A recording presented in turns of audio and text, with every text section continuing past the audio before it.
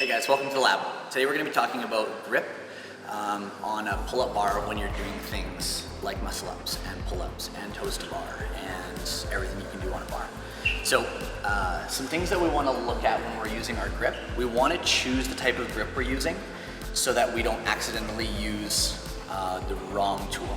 Okay, so if we look at my hand here, if we grab directly from under the bar, this is going to create in my mind what I've coined, in my head, I call it my hinge grip.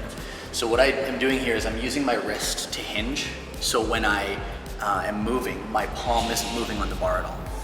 Okay, the other type of grip is what in my mind I call the leverage grip.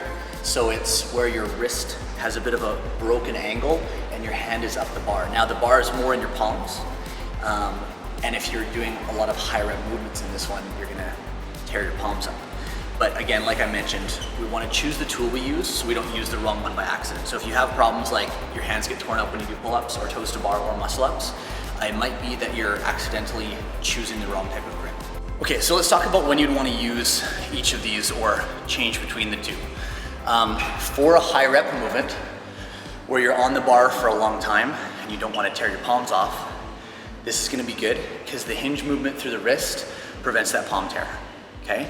Now, if we were doing a max set of pull-ups, this one is going to blow up the forearms a little bit more because you're having to utilize your grip strength. So breaking at the wrist into the leverage grip is going to allow you to stay on the bar for a little bit longer. So this is why a lot of CrossFitters like to use grips, because they're able to re-grip and re-grip and it tears up the grip, not their palm. But we should be able to do our movements without the equipment we use to assist us. Yeah, so not that we don't want to use equipment, it's just that we want to make sure that if we don't have equipment or can't use it or need to modify or change on the fly, that we're able to still do the movements that we've learned and trained. Okay, so that's when we would want to use kind of that hinge grip. For the leverage grip, where we're kind of breaking more into, for those of you that are familiar with it, it's kind of closer or getting close to a false grip where we're using kind of more leverage from our wrist. Now, this is also going to be very grip intensive because I'm physically gripping the bar, but because my wrist is broken and it's up closer towards the bar that you're pulling against or pulling around, you have more leverage in this position.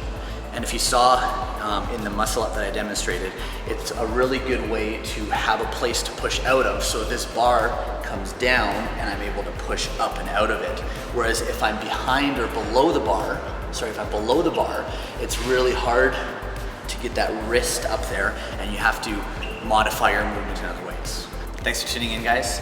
If this was helpful, if you have any feedback, feel free to leave it in the comments. Otherwise, we'll see you again soon.